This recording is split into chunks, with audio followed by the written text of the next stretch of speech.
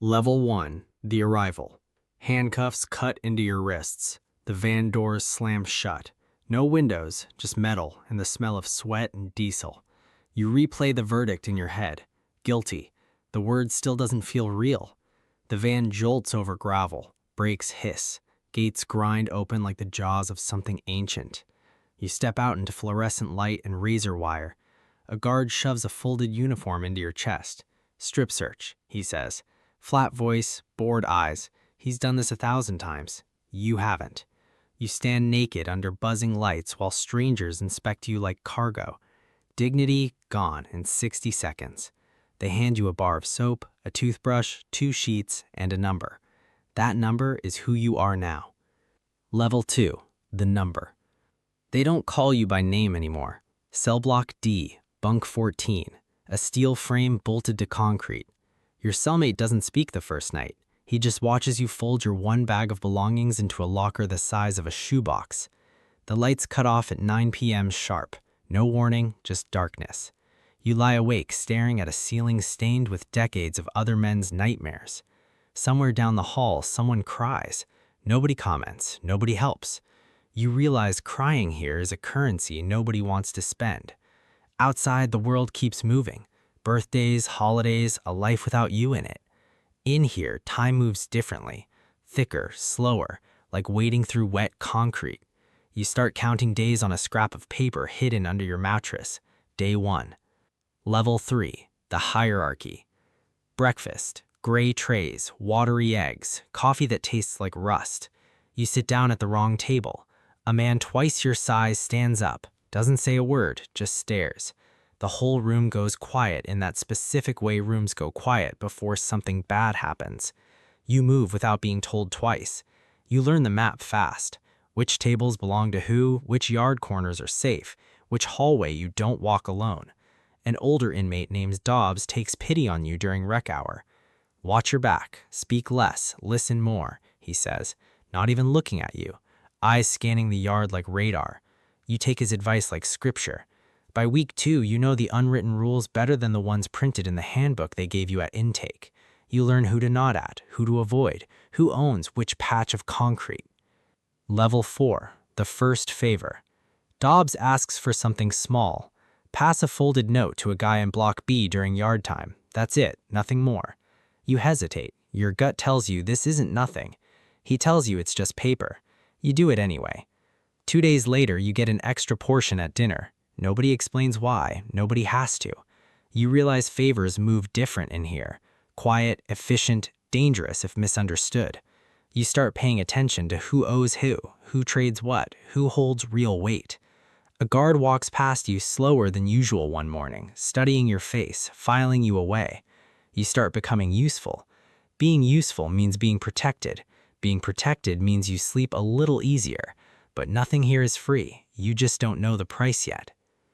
Level 5, the ink. 6 months in, you get your first tattoo. A crude number etched with a sharpened guitar string and burnt ink. It hurts. You don't flinch. It means something to the others, a mark of survival, proof you belong to something. You start lifting weights in the yard, iron bars rusted from decades of hands like yours. Your body changes, your posture changes, your walk changes. The man who arrived scared and shaking on day 1 is gone, buried somewhere under bunk 14. Guards start recognizing your face, not out of kindness, out of caution. Dobbs introduces you to people who matter, men with real influence, men whose names carry weight in every block. Word spreads that you're solid, that you don't talk, that you handle business. You didn't ask for a reputation, but you have one now, whether you wanted it or not. Level 6, the hustle. Money doesn't look like money in here. It looks like stamps, ramen packets, phone minutes, instant coffee traded like gold bars. You start small, soap, batteries, snacks bartered under tables during meals. Then bigger, a cell phone smuggled in through a guard who needed cash outside more than he needed his job security. You become the guy who can get things, the fixer, the middleman. Inmates start owing you. Respect turns into leverage. Leverage turns into power. You send money home for the first time in over a year through underground channels nobody discusses in daylight. Your family asks how. You tell them not to ask. Some things are better left in here. The hustle keeps your mind busy. Busy minds don't break as easily. But every transaction leaves a trail, and trails get noticed eventually. Level 7, the weight of power. A year and a half in, you're not just surviving anymore, you're running something. 3 guards look the other way for a price slipped through a handshake. 2 blocks trust your word over the warden's memos. You settle disputes before they escalate into violence. You broker deals nobody else has the connections to make. New inmates get pointed towards you before they even finish unpacking their back. But power draws eyes, not just respect, resentment. Jealousy festers in places like this. Someone reports contraband moving through your network, an anonymous note in a suggestion box nobody thought guards actually read. Cell searches spike, random pat-downs increase, cameras get repositioned towards your block. You start sleeping lighter, trusting less, watching doorways longer than you used to. The throne feels heavier than anyone warned you it would. Level 8, the rivalry. A new crew moves into Block C, younger, hungrier, less patient than the old guard. They want territory you've spent a year building. A shank goes missing from the kitchen inventory. Everyone in the yard knows exactly what that means. Tension coils tight through every meal, every rec hour, every silent hallway. One night, it breaks. A fight erupts near the showers. Steel flashes under weak fluorescent light. You walk away untouched. Someone else doesn't. Guards lock down the entire block. Investigators pull men out one by one for questioning. Nobody talks. The code holds, even under pressure. You just survived a war that will never appear in any official report. But you know, deep in your gut, this isn't over, it's only paused. Level 9, the betrayal. Dobbs gets transferred without warning. No goodbye, no explanation, just an empty bunk one morning. Weeks later, whispers reach you. He cut a deal, reduced sentence in exchange for information. Your name sits in a file now, your operation exposed to people who've been waiting for exactly this. Guards raid your cell at dawn, tearing through your locker, your mattress, your one photograph from home. They find what they're looking for. New charges stack on top of your original sentence like bricks on a coffin. The men who once owed you favors disappear into the crowd, suddenly strangers.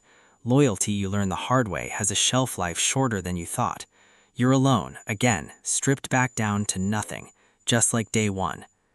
Level 10, the reset. Solitary confinement, 4 bare walls, 1 hour of weak light a day, if that.